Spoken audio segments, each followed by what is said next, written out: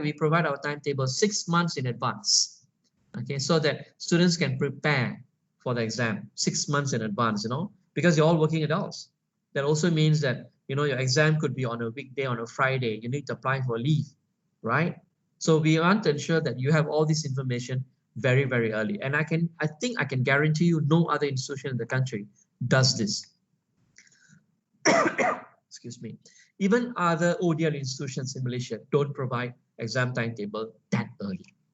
Okay, so courses with final exam, you have an exam, unfortunately, 2 assignments. The exam is 3 hours, only 3 hours. So don't worry, the 3 hours will finish very fast. Okay, of course, there are a couple of courses in the program where there are no assignments, no exam, sorry. So, but for courses without exam, you have 2 assignments, and it could have a presentation. Okay, it could have a presentation. There's a reason behind the presentation, because we also want to ensure that you don't outsource your assignments. To a certain extent, the quality of the courses that we provide is extremely important for us. So we don't want you to end up, plagiarizing, outsourcing, getting a brother or a sister to do your assignment for you, or a friend to do your assignment. So we embed a presentation so that, we know that it's your work, right? So last thing is the final project. And for the final project, we will assign a supervisor, and that person will be with you throughout the project until you submit. Okay, and we are very experienced project supervisors. I personally am a project supervisor. Okay, so I supervise project students regardless of where they are. Although I am stationed in Penang, that does not mean that I only supervise students in Penang. Currently, I supervise a student in Penang, one in Kuching and one in JB. Okay, so we do provide the support that you need. Okay, why WOU then? As I mentioned earlier, the program is designed by experts across the world, okay, across the Commonwealth.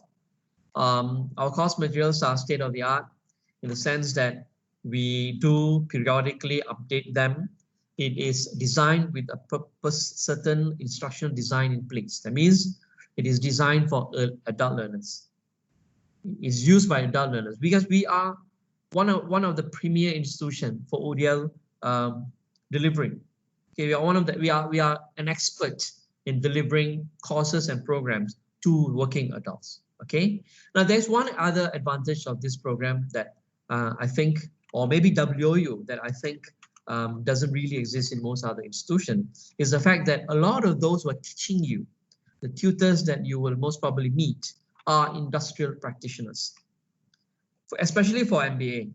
Rather than inviting somebody from USM, for example, to teach an MBA course, I rather invite somebody from Intel to teach the same course, because a person from Intel will infuse practical experience into the teaching, something that many true academics cannot do. It's not very difficult reading from a textbook and churning that out for students, but sharing what actually happens in the industrial world, that's a different ball game altogether. The other good advantage of this particular program is you can complete the entire program online. All the courses that we offer, okay, is placed online. You don't have to come for classes. We use platforms such as this, and the classes are conducted sometimes during weekday evenings and sometimes during weekends. But sometimes it could even be at night, 10 o'clock at night, where your kids have gone to bed. That's the only time that you have of your free time, and that's where you have your classes. So we also do it that way. So you can do this program fully online, except of course for the exam. Malaysia is still a very traditional country. And because it's a very traditional country, it's a Malaysian government requirement that exam by right should not be online. So exam is one thing that you have no choice but to come for a physical exam. Okay? So that is the major advantage of selecting WOU to do your tertiary education. And that's all from me. Okay, I'm not sure whether I've exceeded the time. I suppose I have exceeded the time. But hey, as I said, give me a mic, I'll talk forever. Okay, thank you. so much, Mr. Prakash. I shall pass the mic over to Ms. Rina. Yes, thank you. Thank you so much, Mr. Prakash. Now, can we have Dr. Ng? Okay. Hi, everyone. Hi, Dr. Ng. Can you hear me clearly? Can you see me? Hi, Dr. Ng. Yes, can. All right. Okay, good. Okay. First of all, I'm going to actually talk about the title name. The name of the title is Continuing Education Investment During Crisis. So some of you might have, think that, why such a serious title? Why such a serious topic? Actually, it's not. All right. So what I'm trying to actually bring after a very detailed, comprehensive discussion by Mr. Prakash, as we all know about the program structure, so on and so forth, is to actually provide some ideas to some of the students, all right, who have yet to actually make a firm decision. So from my topic, continuing education investment during crisis, there are actually few things or few important keywords that I will actually like to highlight. The first one will be investment in education. When we talk about investment or investment in education, right? So for those who are already married with children, all right, we always talk about investment in education for our kids. For those who have yet to marry, okay, you don't have kids, of course, when we talk about investment in education, then, more likely that we are going to think about ourselves, okay, investment in ourselves. So, all right, I hope that among the prospects who are attending today, some of you, who are already married, some of you who have not, right, I would like you to actually think about investments in yourself. That means that, if you have actually wanted to actually get more ideas, right, as of to make a decisions to come in, right, there is, some of the things that I can share with you. I would like to actually share with you regarding two examples that I can think of, right? One example is actually an example of my friend talking about investment in education. As we all know, right, in the market out there, okay, it's such a gloomy mood, so to speak. People are thinking about COVID and the impact it has, and also all the negative implications, so on and so forth.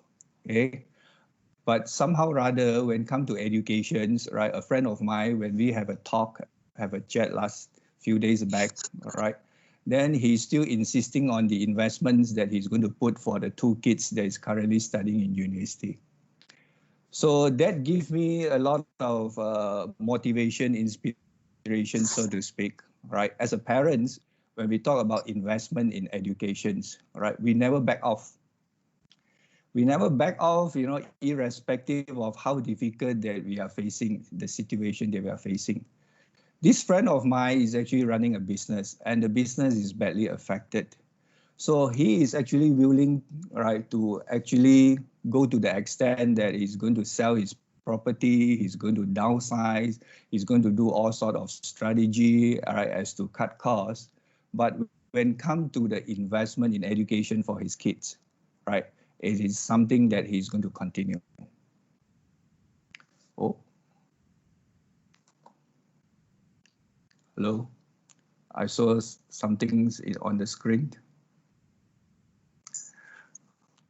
Okay, can everybody hear me? Yes. Yes. All right. Yes, Dr. Ng. Yeah. Okay. All right. So let me continue with my example here. So in this case, for my friend, investment, right, in education continue irrespective of what is going to happen. Then, right, there is a what we call questions that is always asked, that is it worthwhile, or is it, right, what we call that we are able to actually take such a high risk to actually invest ourselves during this crisis period? The answer is, right, why not? Okay. So another example that I would like to quote would be a real life example, one of the JB student who is currently working in Singapore. Okay, and that is, his example give me a lot of inspirations about investment in education as well. My students who is currently working in Singapore, he is currently taking DBA with us in JB. Prior to that, in fact, he actually completed his first degree with us in WOU, and then move on, right, to do his MBA with us, CE MBA, and then now he's currently doing DBA with us. So what I'm going to tell you here is that, look, right, when this student, when he first started, did his degree with us, he was having the kind of dilemma or difficulties as of, right, to actually find a better paid job. In fact, without a first degree, it is also very difficult for him to actually apply for work permit in Singapore. Therefore, right, back in when we first started, I think he's one of the very first student, during the earlier batch back in 2007, 2008, then he registered, did his first degree. Then from there, right, the moment that he completed his first degree, right, then he actually shared with us that he's able to use his first degree not only to find a better job, but at the same time to actually apply for a work permit. So that means that, right, he's able to actually move up, his career ladder, so to speak, to a higher level by obtaining his first degree. So that investment actually worked for him. After that, right, because of his good investment that he did in his first degree, then he decided to actually continue with the master's, the CE MBA with us. So again, right, he has a very clear mindset about investment in himself, right, investing in this CE MBA program, and then he finished. So when he finished his MBA, right, another new horizon opened up for him. Then he's able to actually find even a better paid job in Singapore. So the other day when I got a chance to actually talk to him, I asked him, hey, in terms of salary increment, right, how does it work? If you don't mind, can you give me an estimation, right? Right, how a degree or a master help you in terms of salary, your pay? Then he shared with me that before I got my first degree, right, in Singapore, I cannot get anything, right, more than 2,000 Sing dollar without a first degree. And also I'm having difficulty to actually apply for work permit. Then after I got my first degree, right, I can, get job, right, easily from the range of 2.5 to 3.5. Okay. And then he can see the value in terms of investing, right, in a new degree and then subsequent masters. So the moment that he finished his MBA, then he could actually look at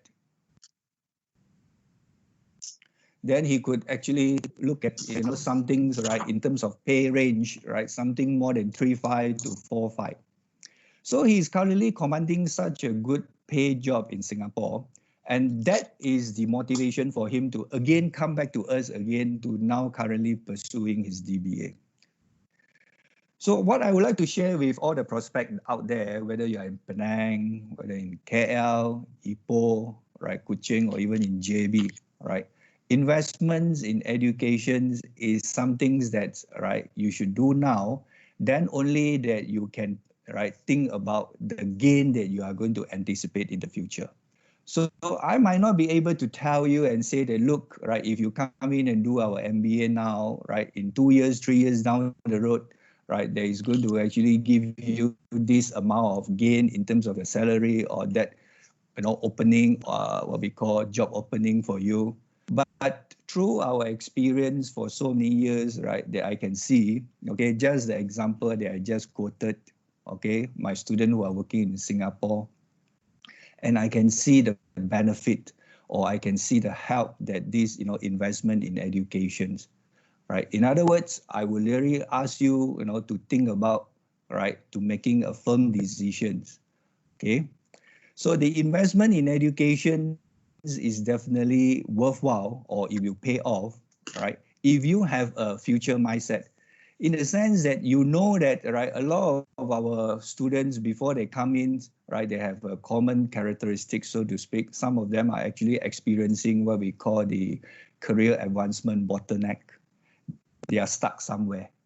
Just like the example that I give it to you, my student who are working in Singapore, he is stuck, right? He feel that there is a strong sense of injustice. I've been working in this company for so many years with working experience, with performance, but because I lack the paper qualifications, therefore I've been deprived of the opportunity to move up. So we have seen cases, right, now and then, right? And then there are people who are actually from the factories, who are working in the private sectors, who are actually working in a company for many years. And, right, they have a sense of injustice in the sense that they have been deprived of the opportunity of moving up. And that is why, right, we always urge the students that, right, why wait? Why procrastinate? Make the decisions, come in now, right? And then you can only judge whether it is a good decision, it is a worthwhile investment 2 years, 3 years down the road.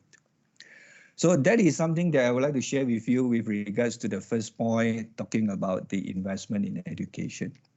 Because, right, time and again, throughout my experience, every time when I talk to a prospect, especially a SEMBA prospect, that means that people who have been working, in the industry for a few years, right? People who are in the crossroad because, they want to actually decide to actually move to a new job, right? It's people who think that they are stuck.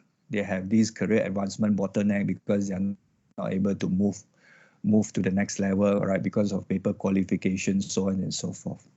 So I always encourage people who have this intention to come in, to make this firm decision.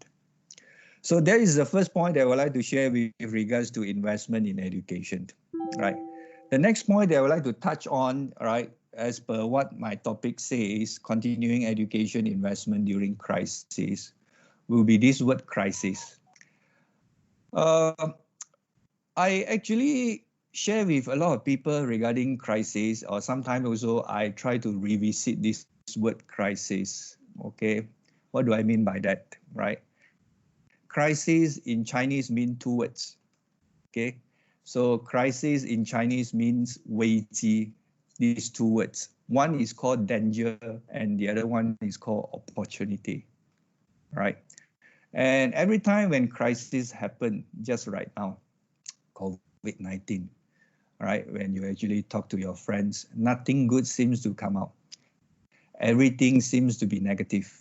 Everything seems to be, down and gloomy and so on and so forth. But is it true that everything during crisis is actually full of danger, full of negativity, right? It is not necessarily the case. Why? Because just to give you an example, I have friends who are working in, running this pharmacy business. Their business are so good because of this crisis, right? So they are talking about selling masks and sanitizers and hand gloves and all those medical supplies, so on and so forth, right? Their business are so good. So there is no danger, right? There is full of opportunity, during this crisis period. On the other hand, right, another of my friends who are running a grocery shop, right? That grocery shop before the crisis is actually, having a very bad business, right? But because of crisis, suddenly everybody, queuing up to go to grocery shop to actually buy the daily necessity. So again, right, during the crisis, the Chinese words remind us that there are 2 things or 2 components here. One is danger and the other one is opportunity. And I would like you, right, the prospect, to think about the opportunity that you are able to grab. So when we talk about coming into WOU to sign up for this SEMBA, right, is that opportunity, right? Or can you see this as an opportunity? Right, I suppose that the answer is yes. Why not? All right.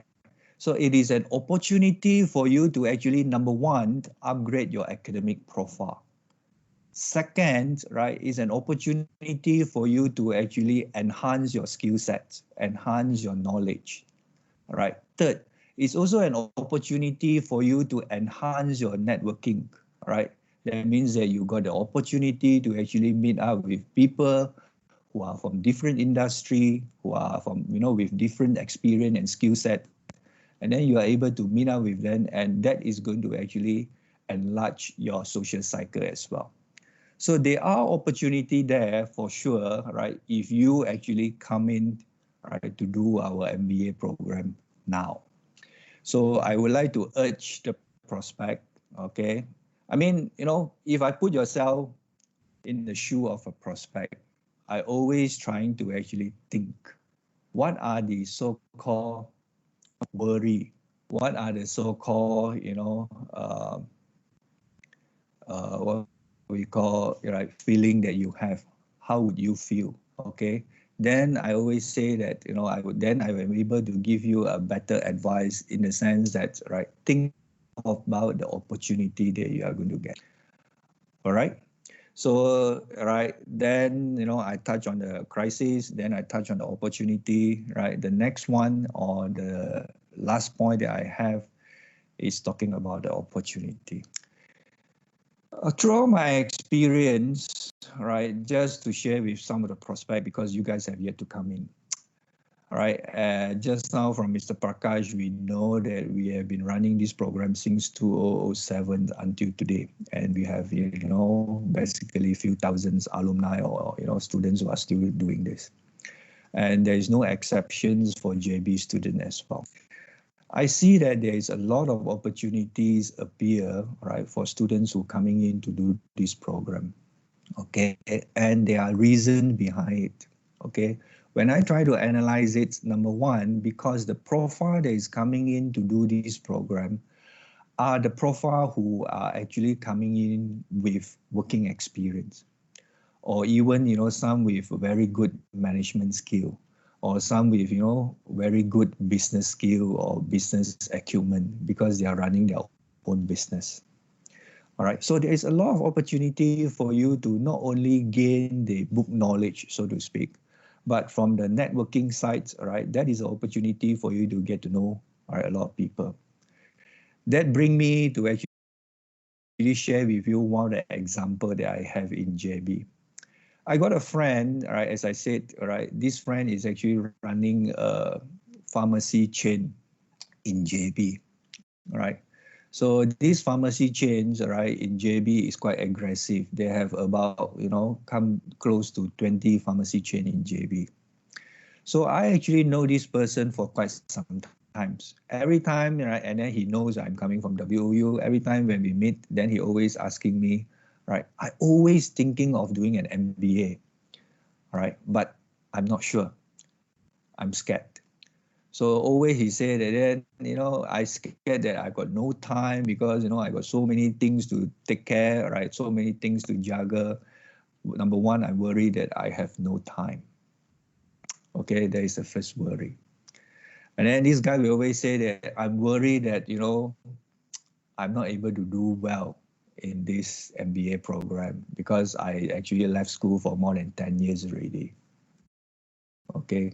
So for me to actually come back to study, right, the fear of studying, right, it's bigger than fear.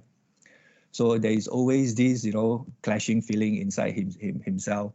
On one hand, he's got the intention that always wanted to come back to do his MBA. On the other hand, he's worried about the time factor as well as, whether he has the ability to cope with the study or not. Then after, long discussion and long consideration, ding dong, all right, I think 2 years back, he made the decision. And he made a very good decisions by actually bringing his wife to actually studying together with him. That was also one of the suggestions. So I would also like to share this with all the prospects out there. Right? It would be good for you to invite, your friends, your family members, your husband and wife, right, to actually studying together, right? Because peer pressure helps. Okay, peer pressure helps. So, right, these are 2 years back, my friend together with his wife, both of them come in. So as usual, in the first semester, both of them keep on giving me all those negative remarks. we are busy, we got so many things to take care. We got family members, kids, right? Kids' educations, our business, so on and so forth. Then I say that, look, all right, let's not speculate. Let's not speculate what is going to happen. Let's, do it first. All right, let's do it first and see how it works. Then, they gone through the first semesters. After that, right, when the result released, okay, then he couldn't believe it, right? So he immediately called me once he got the result, right? He got all A's in all the 3 subjects that he registered. So what I'm going to share with you here is that, look, right, we always think about the bad things that is going to happen. And we always anticipate, right, bad things, bad fortune, bad luck is going to happen to us. And that kind of mindset, sometimes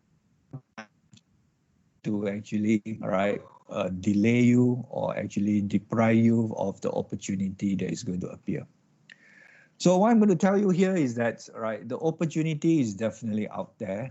It's for everyone to grab, okay? And the problem is that during this crisis period, right, during this COVID-19, crisis, the sentiment is so negative, right? There is a tendency for people to always think negative. So, right, I would like to actually use all these examples to share with you, right? For sure, right? If you actually come in, because nobody knows what is going to happen, okay? What I'm going to tell you here is that it's also one of the good advice that my friends told me the other day. He said that, look, right, during this COVID-19 crisis, right, and nobody knows that when it's going to end. Okay, and everybody can be pretty sure the crisis is going to end when the vaccines become available. All right, so that means that if it is not going to be end of this year, probably it's going to be second half, first half, second half, or even third half of that 2021. So for sure that the vaccine is going to make available, and then this virus will then be addressed properly. But the point is that if you are going to wait, all right, until things are going to become much better, you might have lost some of the opportunity that you are able to actually enjoy next year or actually years to come. Just like I quoted the example of my student who are working in Singapore. He has been a WO student for the past, right? It is always a good example that I would like to share with all the other students out there. Okay, it is not something because he likes to study, because he see the value of it, he see the what we call investment in it, that he's always able to actually gain after investing it now. So what I can tell you here, what I can give you here is the same message, right? So only when you decided to invest now, then only you are able to reap the fruit of success, probably 2 years or even 3 years down the road. By then, you will be more ready, think about it, all right? 2 or 3 years down the road, right, you are already a master's holder. Doesn't it open up more opportunity for you? Doesn't it, make your options for career advancements, all right, even greater? I'm sure that the answer is yes. So with that, all right, coming back to the topic, let me do a little summary before I end. I basically touch on 3 things: investment in education, right?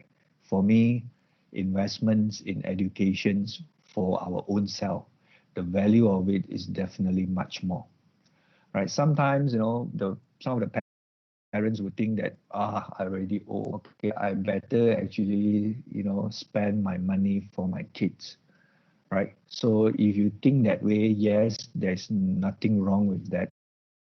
But I would like to counter propose and say that if you invest in yourself, all right, and you make yourself more valuable, and because you invest in yourself, you make yourself more valuable, you are able to get a better pay job, isn't it your whole family is going to benefit? So that is the first point, investment in education. Second, right, I talk about the crisis.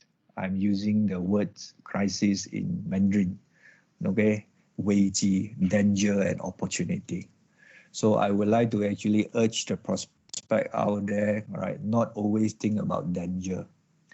Okay, what I can see here is that despite the dangerous situations out there, right, there's people who are actually benefiting from this crisis because their business are now getting better because of this crisis. So yes, right, to a lot of people, right, or in fact to most of the people's, right, life are being affected, but it doesn't mean that we cannot see the opportunity that is being posed by this crisis. And the last point that I mentioned was the opportunity for you to actually make the decisions to come in now. Think about, right, 2 years, 3 years down the road upon completions of your SEMBA. Isn't it that is going to make a big difference, right? If you don't take the opportunity to come in now, right, you are only a degree holder, or probably you're only with, you're only an employee with years of experience. And because now we also have this open entry via Appel, right? We have seen, people are benefiting, right, from coming in via the open entry, the Appel system, to actually come in to do the SEMBA program. And upon completion of their SEMBA, right, they are being actually opened up with lots of opportunity in the market. Okay. So that is basically, what I'm going to say about the topic. All right. I hope that it is not something too serious. Actually, I have no intention to make it so serious. Even though the topic suggests that it is a very serious topic, but it is more like ideas, some of the experiences that I've encountered, right? And I hope to share with all the prospect. Hopefully that you guys take the what we call understand the value behind it, all right, and take the actions, all right, and then come in now. All right, with that, I end my sharing. Okay, thank you very much. Thank you very much, Dr. Ng. Okay, so now I would like